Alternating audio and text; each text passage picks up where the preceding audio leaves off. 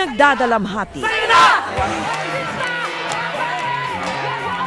Naghihimagsik ang kalooban ng mga alagad ng sining. Sinalaula daw ng palasyo ang pinakamataas na parangal para sa Pilipinong namumukod-tangi ang kontribusyon sa sining. Ako ba ay may karapatan na maging national artist? Sa gitna ng kontrobersyang ito, lumutang ang pangalang Carlo J. Caparas, ang tinatawag na Comics King at promotor ng Massacre Films, ang napusuan ni Pangulong Arroyo na gawaran ng National Artist Award for Visual Arts and Film. Bakit? Ang tanong ng mga dismayadong artists. How can he be considered a national artist for visual arts? Hindi naman siya ang nag-drawing ng kanyang mga comics. Bakit naman hindi? Hirit ng mga Carlo. Si Carlo is the only one na kumokonek sa masa yan at pinaniniwalaan ng masa pag may ginawa yan. At bakit nga hindi? Tanong mismo ni Carlo. Naniniwala akong dumaan sa proseso at pati Pangulo ng Pilipinas sangkot sa pagpili. Ngayong gabi, kikilalanin at kikilatisin ng Pro Profiles si Director Carlo J. Caparas, ang isa sa 4 na alagad ng sining na pasado sa panlasa ni Pangulong Arroyo. Pero hindi aprobado ng mga eksperto na mapahanay sa mga tinitingalang national artists. Sino ho ba nagbansag sa inyong Comics King? Sa industriya na yan, lalo yung mga sa pelikula.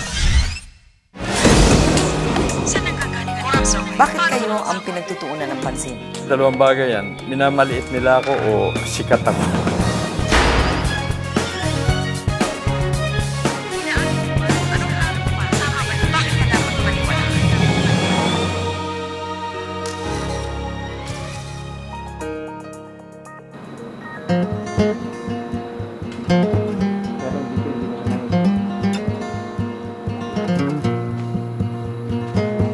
Sample lang ang hiling namin.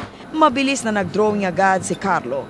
Ilang sandali lang, naiguhit na sa notebook ang nasa puso at isip niya. Yun lang ang iniisip ko. Parang maguguluhan ka sa tanggap ka ng buong bansa. May ilang taong hindi tatanggap sa'yo at sila yung maingay. Ang buong bansa naman na tumanggap sa'yo, hindi mag-iingay yan dahil lumahanga lang yan at tinatanggap ka nga. He's very hurt na yung pinaghirapan niya, yung sa dami niyang following, here's this small group of people na he doesn't even know na who's maligning him, who's saying things na hindi naman totoo talaga siya yung iba. Sa palagay mo, ano yung objection sa kanya? I think ayaw nilang makaakyat siya dun sa level nila. Quote-unquote, yung level nila na mga elitista, di ba? Kasi masa si Carlo.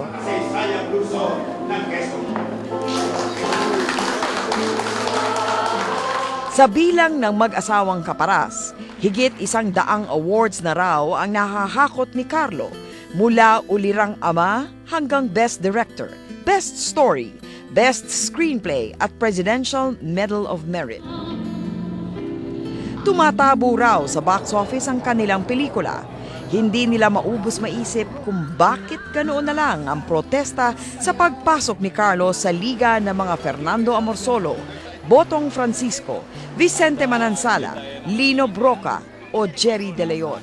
Itong karangalan hindi ko hiningi, hindi ko binili, hindi ko ipinagpalimos. Kabaliwan na sa panig ko na yung lahat ng nasa sine ngayon nag-a-aspire na maging national artist na kapag ibinigay sa'yo, ipinagkaloob sa'yo, ibabalik mo o ipagwawalang bahala. Ang karangalang ibinigay sa akin ay hindi ko hiningi. Kumbinsido si Carlo na karapat dapat siya maging national artist at marami raw ang naniniwala rito. Ang mga text namin, ang mga walang tigil talaga, ang dami. Pati mga natutuwa sila na lumalaban si Carlo. Parang they feel that they're fighting for them. Sabi ko, Carlo, hindi ka ba napapagod dyan? Ang dami natin ginagawa. What's one award? Oo. Ay, hindi. Kasi hindi ako magpapaapi. Yan naman ang niya. Inaapi nila ako eh. Hindi ako papayag kasi nire-represent ko yung karamihan ng tao sa Pilipinas eh. Pag yung isang katulad ko nagpaapi, api na rin lahat yan. Nung teenager ako, ang binata ako, maraming gulo ko nasa napuntahan. Hanggang ako, sa sarili ko, nakatikim ako ng, siyempre, matulog sa kulungan, ganyan.